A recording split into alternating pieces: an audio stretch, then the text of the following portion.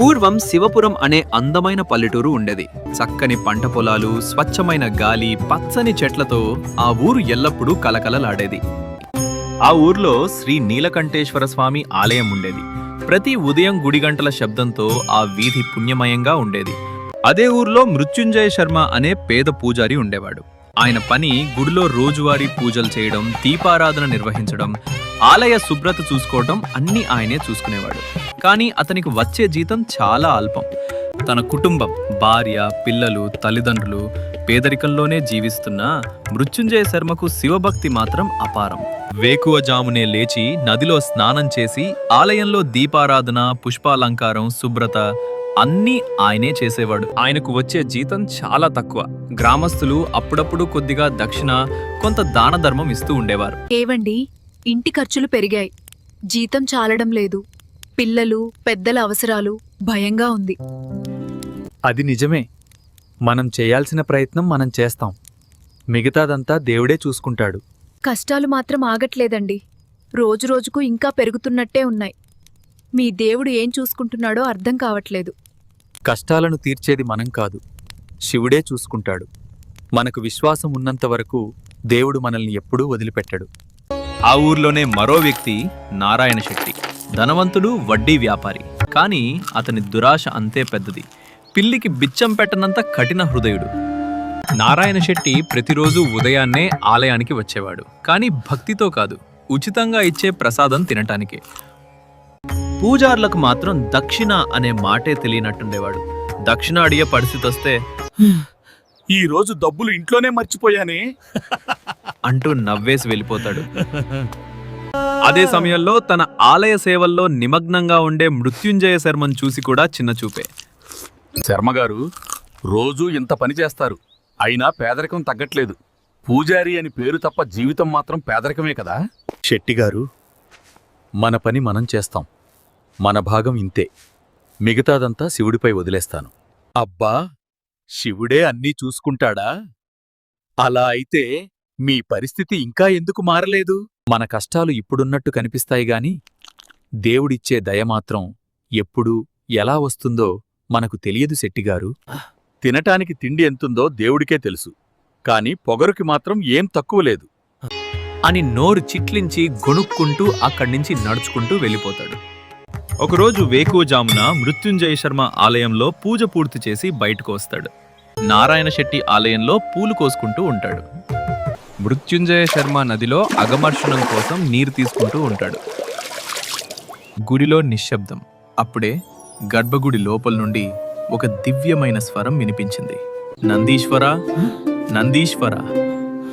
ఈ సమయానికి గర్భగుడిలో ఎవరు మాట్లాడుతున్నారు అని అనుకుంటూ ఒక స్తంభం వెనుక దాక్కున్నాడు. అప్పుడు ఆయన స్పష్టంగా 2 స్వరాలు విన్నాడు. నంది, ఉన్నావా? ఉన్నాను తండ్రి, తమరి ఆజ్ఞ చెప్పండి. మృత్యుంజయ శర్మ భక్తి నాకు ఎంతో ప్రీతి. ఈ రోజే సాయంత్రం లోపు 10,000 బంగారు నాణేలు అతనికి అందేలా చెయ్యి. అయ్యా, మీ ఆజ్ఞ ప్రకారం ఈ రోజే పనిని పూర్తి చేస్తాను. నారాయణ శెట్టికి ఆ మాటలు వినగానే చెమటలు పట్టాయి. అయ్యో, 10,000 నాణేలా? అవి ఒక పేద పూజారికి ఎందుకు? అవి నా చేతికి వస్తే అని దురాశతో పెద్ద పథకం వేయసాగాడు.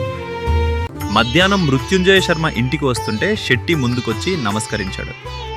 శర్మగారు, ఇన్నాళ్లు మీతో తప్పుగా నడిచాను. దానికి ప్రాయశ్చిత్తంగా నా ఇంటికి వచ్చి నేనిచ్చే దానాన్ని స్వీకరించండి. మృత్యుంజయ శర్మ ఆశ్చర్యపోయాడు. శెట్టి అతన్ని లోపలికి తీసుకెళ్లి తన సేవకుడు రామయ్యను పిలుస్తాడు. రామయ్య, ఒక పెద్ద బియ్యం మూట, పప్పు, నెయ్యి, నూనె అన్నీ శర్మగారింటికి ఇప్పుడే చేర్చు అని ఆజ్ఞాపించాడు. తర్వాత ఒక సంచిలో 2,000 బంగారు నాణేలు తీసుకువచ్చి, ఇన్ని రోజులు మిమ్మల్ని తక్కువగా చూసినందుకు శిక్షగా ఇవి ఇస్తున్నాను అని వినయంగా ఇచ్చాడు. మృత్యుంజయ శర్మ కళ్ళు నీళ్లతో నిండిపోయాయి. శర్మ బయటికి వెళ్తున్నప్పుడు, శర్మగారు, నాకొక్క చిన్న విన్నపం ఉందండి. దయచేసి ఒక్క క్షణం వినండి. శెట్టిగారు, దయచేసి చెప్పండి. ఇప్పటి నుండి సాయంత్రం వరకు ఈ 2,000 నాణేలు తప్ప మరే ధనం మీ చేతికందినా అది నాదే. ఈ హామీ పత్రంపై సంతకం చేయండి. మృత్యుంజయ శర్మకు అనుమానం వచ్చినా తనకే నష్టం ఉండదు అని భావించి సంతకం చేశాడు. శెట్టి పత్రాన్ని బిగిగా పట్టుకున్నాడు. కళ్ళలో ఒక్కసారిగా మెరుపు మెరిసింది. శర్మ డబ్బు మూట తీసుకున్నాడు. అక్కడి నుంచి నిశ్శబ్దంగా వెళ్ళిపోయాడు. ఇప్పుడు శర్మకి శివుడు ఏమిచ్చినా అన్నీ నాదే. 10,000 మరింతైనా అన్నీ నా చేతికొస్తాయి. శెట్టి తన ఇంటి బయట నిలబడి సూర్యుడి వైపు చూస్తున్నాడు. అయ్యో, సాయంత్రం ఎప్పుడవుతుందో చూద్దాం. నంది ఇవ్వబోయే 10,000 నాణేలు ఇంకా కొద్ది గంటల్లో నావే. సాయంత్రం చేరువవుతోంది. ఆకాశం అస్తమించే సూర్యుని రంగులతో మారుతుంది. కాని నారాయణ శెట్టికి క్షణం కూడా ప్రశాంతత లేదు. నంది నిజంగానే 10,000 నాణేలిస్తాడా? లేదా ఇవన్నీ నా భ్రాంతులేనా? ఎప్పుడూ లెక్కలు వేసే శెట్టి ఇప్పుడు తనే వేసుకున్న లెక్కల్లో అయోమయానికి గురయ్యాడు. మధ్యాహ్నం నుంచి ఇప్పటి వరకు ఏమాత్రం సమాచారం లేదు. అయ్యో, నేను మోసపోయానేమో. వేచి చూడటం ప్రయోజనం లేదు. నేనే గుడి దగ్గరకు వెళ్ళి నంది ఇచ్చే ఆ 10,000 నాణేలు అక్కడే తీసుకుంటాను. మనసు ముందే పరిగెత్తుతోంది. మహాదేవుడి ఆలయానికి చేరేసరికి అతని శ్వాస వేగంగా మారింది. ఆలయం ఖాళీగా ఉంది. అదే వాతావరణం అతని ఆశలు భయాలు రెండింటినీ పెంచింది. శెట్టి గుడి ముందు నిలబడి గాఢంగా ఊపిరి పీల్చుకున్నాడు. శెట్టి నెమ్మదిగా గుడిలోకి వెళ్ళాడు. గర్భగుడిలో శివలింగం ముందు నిలబడి చేతుల్లో హామీ పత్రం పట్టుకుని గట్టిగా ఇలా అన్నాడు. దేవా, మృత్యుంజయ శర్మకివ్వాల్సిన 10,000 నాణేలు ఈ హామీ పత్రం ప్రకారం నాకు చెందాలి. దయచేసి ఆ ధనాన్ని నాకు ప్రసాదించండి. అతని స్వరం గుడంతా మారుమోగింది.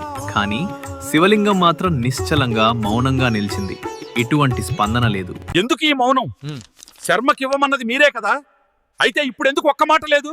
మీరు మాటిచ్చారు. ఇప్పుడు మీరు స్పందించాలి. శివలింగం అచంచలంగా నిలిచింది.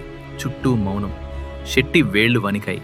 ఆ నిశ్శబ్దమే అతని కోపాన్ని రెచ్చగొట్టింది. సరే, మీరు మాట్లాడకపోతే మాట ఇచ్చిన నంది దగ్గరకు వెళ్తా. ఆ 10,000 నాణేలు నాదని అతడికి స్పష్టంగా చెబుతా అని దురుసుగా చెప్పాడు. శివలింగానికి నమస్కరించకుండానే వెనుదిరిగి చిరాకుతో నంది విగ్రహం వైపు నడిచాడు.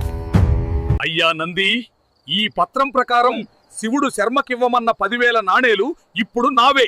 అవి నాకు ఇప్పుడే ఇవ్వాలి. నంది విగ్రహం జీవం లేని రాతిలా నిశ్శబ్దంగా నిలిచింది. గుడి లోపల ఆ మౌనం శెట్టికి మరింత కోపాన్ని పెంచింది. శివుడు, నువ్వు ఇద్దరూ మాట్లాడడం లేదు. మాట ఇచ్చింది నువ్వే కదా. ఆ ధనం ఇప్పుడే ఇవ్వాలి. ప్రతిస్పందన లేదు. దీంతో శెట్టి దురాశ పూర్తిగా పెళ్లిబికింది. అతను ఒక అడుగు ముందుకు వేసి అసహనంతో నంది విగ్రహాన్ని చేయితో కుట్టాడు. గళగల లోహపు విగ్రహం ఘోరంగా మారుమోగింది. ఇంకా రెచ్చిపోయి వరుసగా మళ్ళీ మళ్ళీ కుట్టాడు. కలగల కలగల. నా డబ్బులన్నీ నీ పొట్టలో దాచిపెట్టావు కాబట్టే ఇలా మౌనంగా ఉన్నావు. ఎలా అయినా నా డబ్బులు నేను తీసుకుంటాను అని అంటూ నంది నోట్లో చెయ్యి పెట్టాడు. చెయ్యి లోపలికి పోయిన వెంటనే శెట్టి చెయ్యి నంది నోట్లో పూర్తిగా ఇరుక్కుపోయింది. శెట్టి భయంతో కేకలు వేశాడు. అయ్యోయ్యో, విడిచేయ్, నా చెయ్యి పోతుంది. నంది, విడిచేయ్, విడిచేయ్. ఎవరైనా రండి, నన్ను కాపాడండి. గర్భగుడి అంతా కేకలతో మారుమోగింది.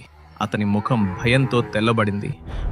గర్భగుడిలో నుంచి శివుడి స్వరం వినిపించింది. నందీశ్వర, మృత్యుంజయ శర్మకు 10,000 నాణేలు అందించావా? తండ్రి, మధ్యాహ్నమే 2,000 నాణేలు ఒక వ్యాపారి ద్వారా ఇచ్చాను. ఇప్పుడు అతని చేయి నా నోట్లోనే ఉంది. మిగిలిన 8,000 నాణేలు అందే వరకు నేను వదలను. అయ్యో, 2,000 నాణేలు కూడా నంది ఇచ్చినవేనా? అంటే నేను అప్పుడే మోసపోయానా? శెట్టి కేకలు విని ఊరి వాళ్ళు అందరూ వచ్చారు. మృత్యుంజయ శర్మ, గ్రామ పెద్ద వీరన్న, ఇతర గ్రామస్తులు అక్కడ చేరారు. దేవుడితో కూడా వ్యాపారం చేస్తావా శెట్టి? మనసులోని దురాశే నిన్ను ఇంతవరకు తీసుకొచ్చింది. వీరన్న, దురాశే నన్ను అంధుడిని చేసింది. క్షమించండి. దేవుడిని, శర్మగారిని నేను మోసం చేయాలనుకున్నాను. శెట్టి వెంటనే రామయ్యతో 8,000 నాణేలు తెప్పించి మృత్యుంజయ శర్మకు అప్పగించాడు. నంది వెంటనే శెట్టి చేతిని వదిలేశాడు. శెట్టి నేలపై పడిపోయి ఊపిరి పీల్చుకున్నాడు. మహాదేవా, నా దురాశను క్షమించు. ఇక నుండి 10 మందికి సహాయం చేస్తూ జీవిస్తాను. ఆ రోజు నుంచి అతని జీవితం పూర్తిగా మారింది. దురాశకిక చోటు లేదు. ధర్మమే అతని దారి అయింది. అందరికీ దానాలు చేస్తూ ఆనందంగా జీవించాడు.